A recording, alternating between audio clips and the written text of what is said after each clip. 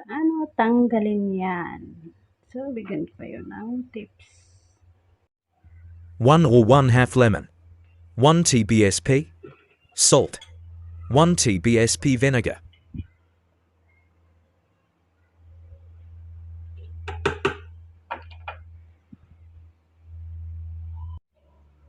Tapos, water.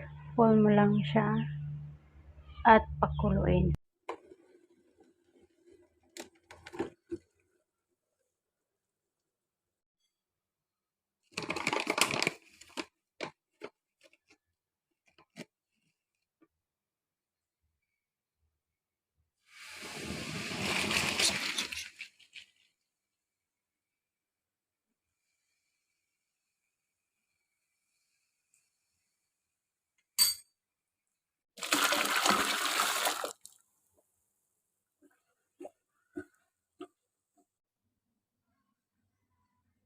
Di ba malinis na siya?